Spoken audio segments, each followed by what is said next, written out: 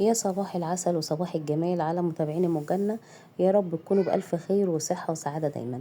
هاتي بقى حلة على النار كده وانزلي فيها بحبة من الكمون وحبة من الملح ورشة بسيطة كده من السكر.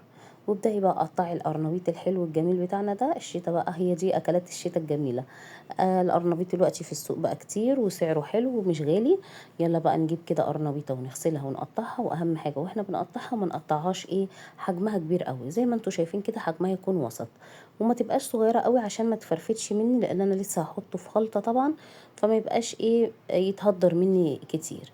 اهم حاجه بقى في طريقه السلق بتاعتي، اهم حاجه ان انا ما اتكش عليه في السلق، لان هو لما بيطلع من الميه المغليه السخونيه بتاعته دي كمان بتساعد على تسويته.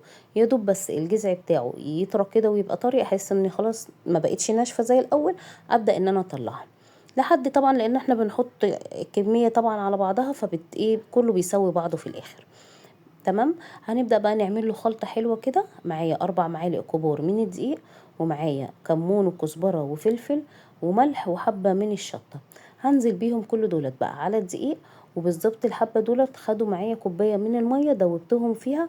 وبعد كده حطيت معاهم البيض. زي ما انتوا هتشوفوا اوريكم السمك بتاعها، زي ما انتوا شايفينه كده، مش عايزاه ولا خفيف قوي، يكون تقيل سنه علشان يقدر التتبيله ديت تمسك في القرنبيط معايا عشان تتبله ويبقى طعمه باين. هنبدا بقى ننزل بعد كده بحبه من البقدونس ونقلب كل دوت. ومعايا القرنبيط بتاعي كنت سلقته وخلاص كان هادي كده وتصفى من الميه اللي كانت فيه. نبدا بقى ننزل بالقرنبيط في الخلطه ديت.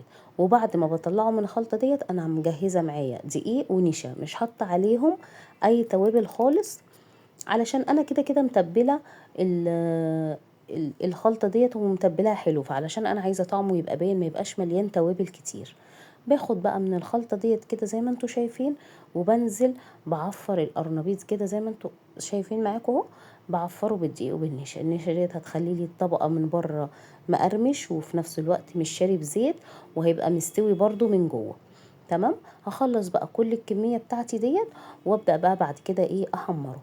على فكره القرنبيط دوت ليه فوائد حلوه جدا، غير ان هو بيساعد على تقويه العظام، بيساعد على تقويه الدماغ، ومهم جدا في ان هو بيحمي من الاورام السرطانيه، وغير كده كمان ان هو قليل السعرات الحراريه. فاكله حلوه على فكره، وبتتعمل بكذا طريقه. واعملي جنبها كده شويه سلطات ومخللات، هتخليكي تفتح نفسك على الاكل، وتخلي اللي حواليك اللي مش بيحبوا هتقدري تعملوا سندوتشات وهيحب ان هو ياكله. الزيت بقى معايا، والنار زي ما انتوا شايفين كده ما تبقاش عاليه قوي، نار وسط، علشان انا مش عايزاه يبقى متحروق قوي من بره او يتحمر من بره ويبقى من جوه تحسي ان هو لسه ما استويش. ببدا بقى بنزل بالقرنبيط بتاعي كله، واول ما احس ان الطبقه بتاعتي نشفت ابدا بقى اقلبه على الطبقه التانية. ايه رايكم بقى يا سيدي؟ حلو قوي.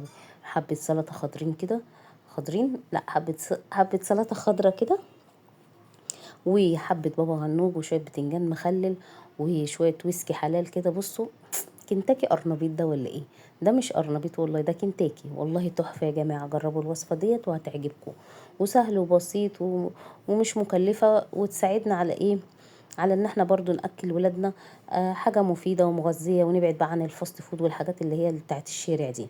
اعملي بقى سندوتش حلو كده، وحطي الجرجير وانزلي كده بقرنبيطية حلوة وحبة سلطة كده، وكلي وبألف هنا وشفا. يا رب تكون الوصفة دي عجبتكم. ما تنسونيش بقى بالشير واللايك والاشتراك عشان يوصل لكم كل فيديوهاتي. اشوفكم في فيديو جديد، ومع السلامة، باي باي.